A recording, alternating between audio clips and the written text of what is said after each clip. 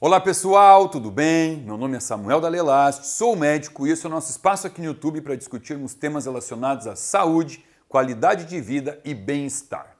Bom, hoje eu estou aqui trazendo um tema que na minha cabeça vai trazer bastante informação para vocês. Porque na minha cabeça? Final do ano passado, acho que foi em dezembro, eu pensei, vou fazer 2 vídeos aqui, não sei, acho que não vai ter muita visualização, mas acho que é importante as pessoas saberem um pouquinho sobre isso. Aí postei lá um videozinho bem discreto, sem pretensão, sobre divertículos, diverticulose, diverticulite. O que aconteceu? Em 24 horas aquele vídeo fez 50 mil visualizações. Eu falei, caramba, o pessoal está querendo saber informação sobre o intestino. Aí na sexta-feira seguinte eu botei um vídeo sobre pólipo. De novo, uma avalanche de visualizações. Então agora eu estou convencido definitivamente que vocês buscam informações para manter a saúde do intestino. Então, obviamente que falar sobre apendicite é um tema que serve como uma continuidade desses assuntos que estamos trazendo até agora.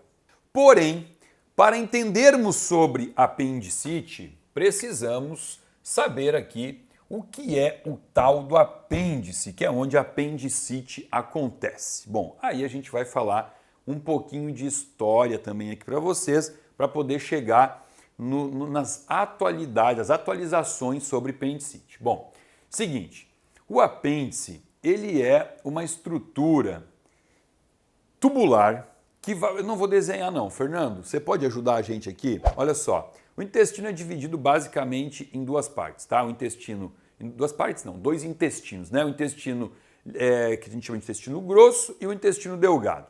O intestino delgado, ele comunica com o intestino grosso, aqui, e nessa comunicação, na primeira porção do intestino grosso, então nós temos essa estruturazinha tubular que parece nada mais do que um rabinho, tá? Bom, essa estrutura, ao longo da história, ela veio, as informações sobre elas foram evoluindo. Num primeiro momento, isso aqui era visto como um pedacinho residual de alguma parte do ser humano que foi desenvolvendo, né? O corpo foi se desenvolvendo e isso aqui foi atrofiando, atrofiando, e uma estrutura oca tubular que não servia para absolutamente nada. Esse era o conceito do apêndice, tanto é que a gente já ouviu na história, inclusive, algumas cirurgias feitas no abdômen para alguma coisa lá, e operar, até mesmo operar um pólipo, uma diverticulite, alguma coisa, e o médico já falou assim, quer saber, já que eu abri a barriga, eu vou tirar aqui esse apêndice fora, porque ele já não serve para nada mesmo. Lá na frente ele pode vir a incomodar, a gente já evita aqui de ter que fazer uma outra cirurgia. Bom, a gente tem aqui diversas nomenclaturas para essa estrutura, tá? A gente ouve falar em apêndice secal, por quê? Porque fica realmente nessa porção do seco, né, que é a porção do intestino onde se localiza o apêndice. Apêndice vermiforme, apêndice vermicular, são todos sinônimos, tá? São todos nomes para chamar esta mesma estrutura aqui. O primeiro relato sobre apêndice vem do ano de 1521, onde Jacopo Berengario di Capri, um médico italiano que falou pela primeira vez, descreveu pela primeira vez esta porção do intestino grosso, né? E só que nesse período ele descreveu, mas isso não tinha nome, não deram um nome. Por quê? Porque, como eu disse, naquele momento isso era visto como algo totalmente irrelevante, sem função nenhuma, né? Uma vírgulazinha de 10 centímetros que estava sendo atrofiado e que possivelmente nas próximas décadas ou séculos de vida, isso iria desaparecer totalmente do intestino humano. Na história do apêndice, inclusive Leonardo da Vinci teorizou sobre esta porção do intestino, falando que realmente isso era talvez um pedaço do intestino que servia para aquelas pessoas que não tinham prisão de ventre, para que o gás em excesso no intestino não explodisse o intestino e pudesse então ir para essa região que ali iria inflar um pouquinho, que era como uma válvula de escape da panela de pressão lá. Essa foi a teoria de Leonardo da Vinci. Em 1871, Charles Darwin trouxe também esta informação de que isso era algo remanescente e que, por mudança de uma alimentação e pela mudança de hábitos, estava tendo então essa atrofia e que, mais uma vez, a teoria de que isso nos próximos séculos não existiria na anatomia humana. A primeira vez que a palavra apêndice foi ouvida foi no ano de 1953 por Andreas Vesalius. Por que o nome? Porque ele comparou o apêndice, ele comparou este órgão a uma minhoca. Então, por isso, o nome de apêndice, tá? Bom, isso tudo, olha quantos anos a gente está falando. Isso tudo se manteve até o ano de 2007, que foi quando na Universidade de Duke, na Califórnia, cientistas conseguiram associar esta porção do intestino a duas atividades principais aqui. Primeira atividade, encontraram no apêndice uma grande quantidade de tecido linfóide, que nós abreviamos como GALT, e aqui quem tiver um pouco mais de interesse em saber o que é GALT, vai na minha sequência playlist sobre intestino, 4 vídeos, eu explico sobre os tecidos linfóides das mucosas. GALT é a abreviatura em inglês de tecido linfóide associado ao intestino, porque em inglês intestino é gut. Então aqui, ó, tecidos linfóides associados ao intestino, que naquela minha playlist de intestino eu explico que tudo isso daqui está intimamente associado também a outras mucosas do corpo, como as mucosas nasogenianas, brônquicas e urogenitais.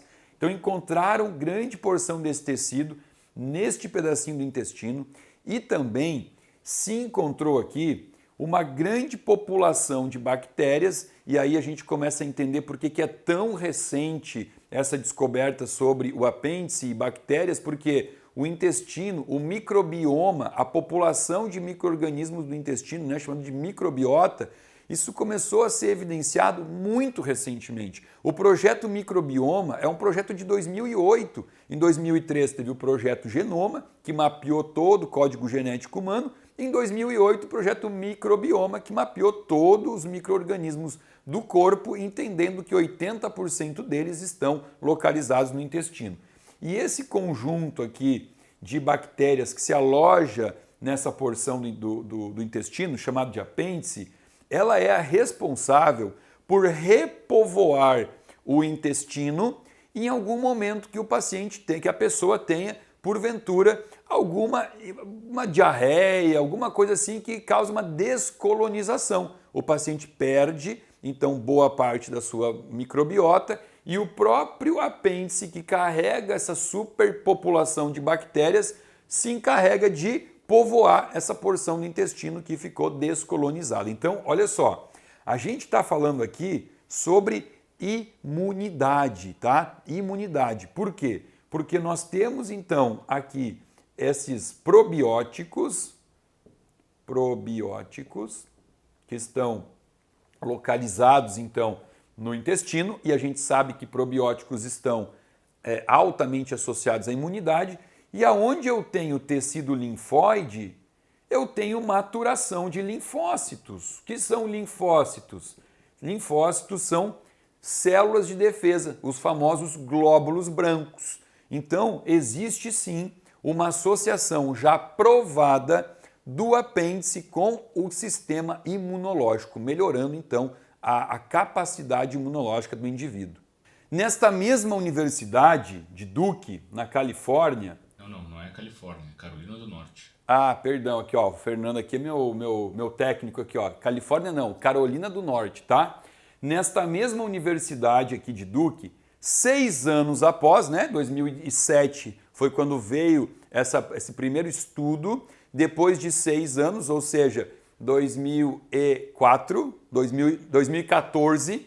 Em 2014, mais um estudo mostrou que pessoas que retiram o apêndice, e a gente já vai entender depois por que se retira isso, tem muito mais probabilidade de desenvolver um processo de disbiose por presença de uma bactéria bem chatinha, bem ruim, chamada de Clostridium difficile. O Clostridium difficile é uma bactéria ruim de tratar e ele causa disbiose intestinal e também está associado a muitos transtornos no corpo todo de forma sistêmica que podem ter começado aqui então por conta de uma disbiose por conta do Clostridium difficile. No ano de 2017, olha como a linha evolutiva está chegando perto de hoje. Em 2017, foi publicado um estudo que avaliou 533 espécies de mamíferos, com e sem apêndice. E o que se chegou na conclusão aqui? Que as populações de espécies de mamífero com apêndice tinham muito mais capacidade imunológica do que as espécies que não têm essa variantezinha ali, né? Este apêndice no intestino. E muito recentemente, no ano de 2021, um artigo publicou uma ideia de que pacientes com apêndice, né, os que não tiraram apêndice, possivelmente tenham uma longevidade um pouquinho maior. Mas aí eu vou trazer para vocês o seguinte, lendo esse artigo, não é um artigo muito claro, muito bem desenhado, mas ele trouxe, e isso até pode ser uma realidade, mas não pode ser uma afirmação, porque eu já expliquei para vocês aqui, a gente tem que aprender a ler artigo científico, né? Tem um vídeo aqui explicando sobre isso, então esse artigo eu li, faz sentido, mas não é uma verdade absoluta. Bom, agora que sabemos tudo sobre apêndice, vamos entender o que é a apendicite. Apendicite é quando nesta porção do intestino, que a gente vai desenhar aqui, nesta porção do intestino acontece um processo inflamatório infeccioso que faz com que o paciente, na imensa maioria das vezes, precise ser submetido a uma cirurgia para retirada. Até pouco tempo atrás, antes da gente conhecer anestesia, na história da humanidade, isso é muito pouco tempo, as pessoas elas morriam por apendicite, tá? Morriam quase que na maioria das vezes. Por que quase que na maioria das vezes? Porque na nossa cavidade abdominal existe uma estrutura chamada peritônio. Fernando, vamos mostrar aqui para nós o que é o peritônio. Ó, tá vendo essa? Parece um monte de gordura, né? O peritônio ele tem um efeito anti-inflamatório, um efeito curativo. E quando a pessoa desenvolve aqui uma apendicite, o peritônio ele começa a migrar e começa a abraçar esse apêndice para tentar resolver essa inflamação. E muito antigamente, então, antes do advento da anestesia, as pessoas tinham uma chance de sobreviver se o peritônio conseguisse resolver isso. Então, como é que era o quadro? O quadro começava, como é que começa um quadro de apendicite? Começa com alguns sintomas muito típicos e específicos, tá? Começa com uma dor que pode ser localizada bem no apêndice. Onde é que fica o apêndice? Fica do lado direito, né? Quase perto da fossa ilíacazinha aqui, da virilha, um pouco mais para cima. Então, por que pode começar ali? Primeiro que existem algumas pessoas que têm uma variante. Existe o intestino virado e o apêndice fica do lado esquerdo. Isso não é comum, é raro, mas acontece. Então a dor pode vir do outro lado. E mesmo tendo o apêndice do lado direito, a dor pode começar do lado esquerdo, perto do umbigo, e ela vai ser migratória, ela vai migrando em direção ao apêndice. Então começa, via de regra, com uma dor.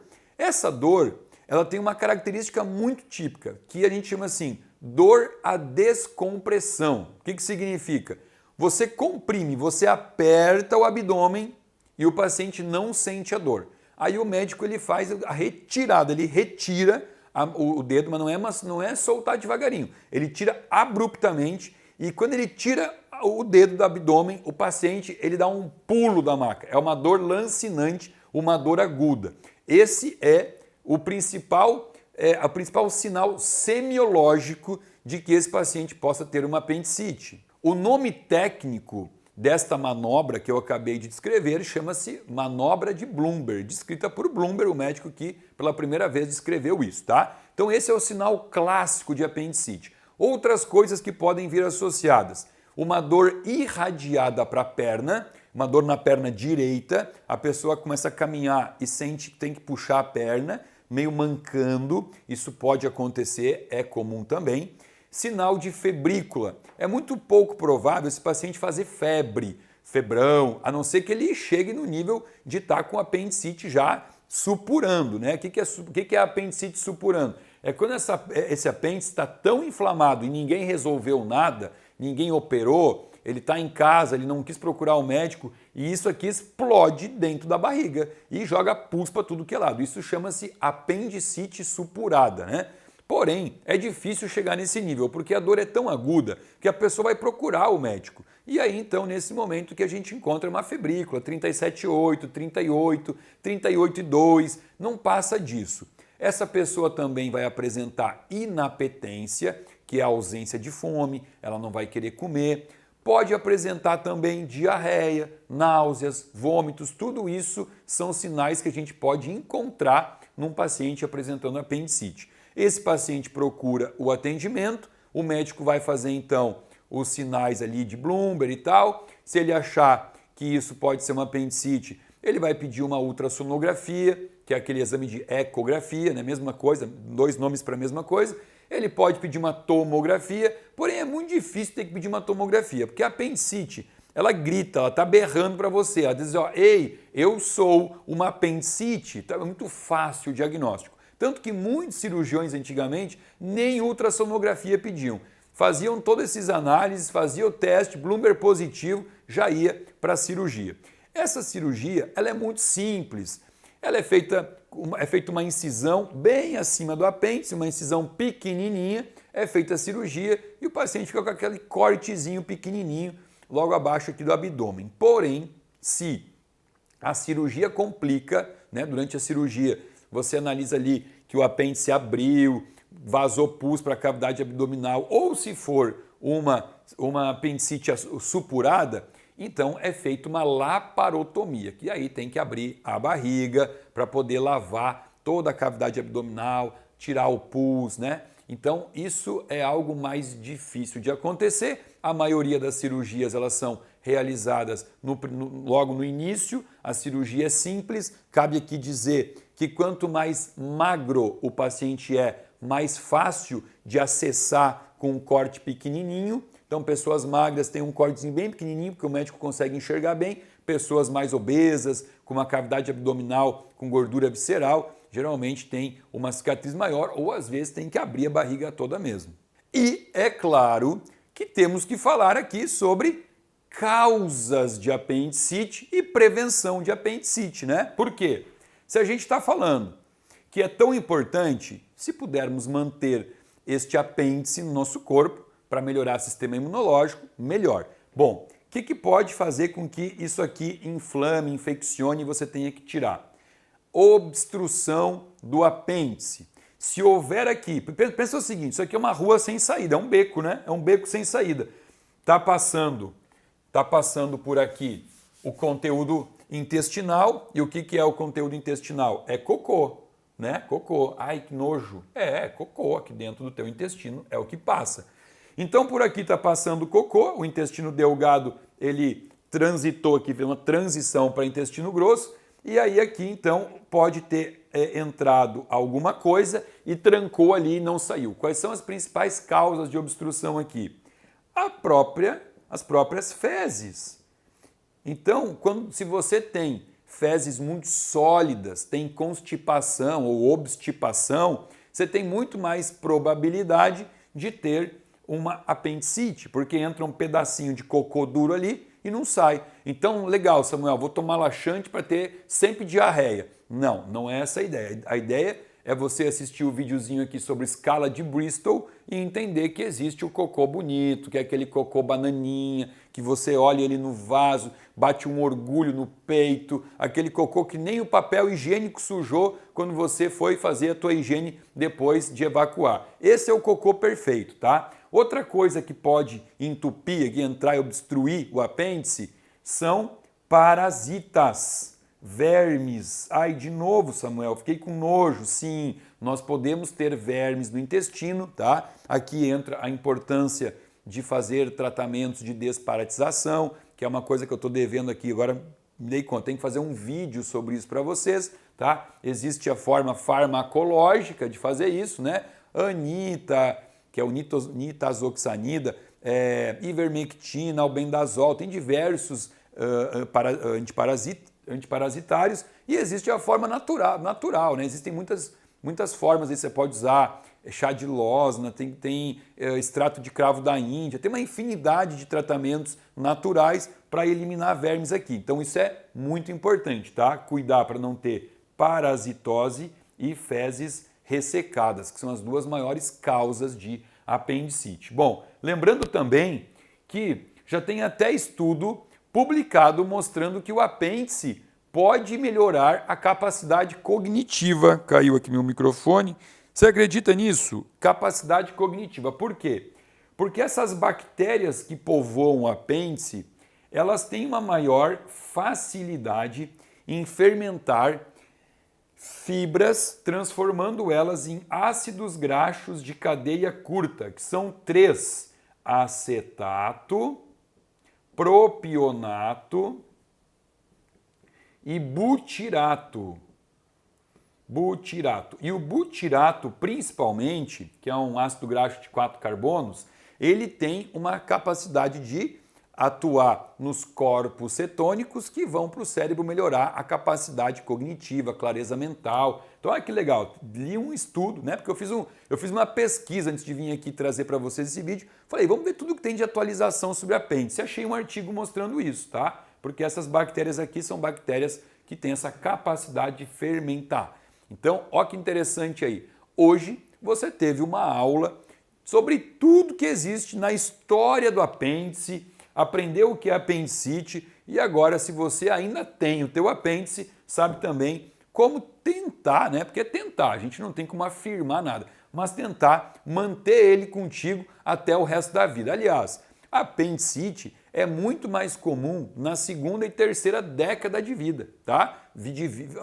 Os meninos aí de 20, 30 anos, é ali que estoura mais frequentemente a apendicite. Então, se você que está assistindo aí, e a gente sabe que o nosso público aqui já é um público de 50 para cima, fique tranquilo não, né? Fique, mas não deixe de fazer tudo que você pode para evitar uma possível inflamação no teu apêndice. Eu espero que você tenha gostado desse vídeo. Se você gostou, dá um like, compartilha com os amigos, põe no grupo da família. Isso aqui é algo, né? É um conteúdo de utilidade pública. Pode ajudar muitas pessoas a preservar o seu apêndice. Se você não está inscrito no meu canal, se inscreva, aciona o sininho para receber alerta de novos vídeos todas as semanas aqui para você. Abaixo desse vídeo tem um link que você pode acessar e passar a fazer parte de um grupo VIP de pessoas que recebe conteúdo gratuito e exclusivo semanalmente aqui do meu canal. Fica aqui o meu muito obrigado.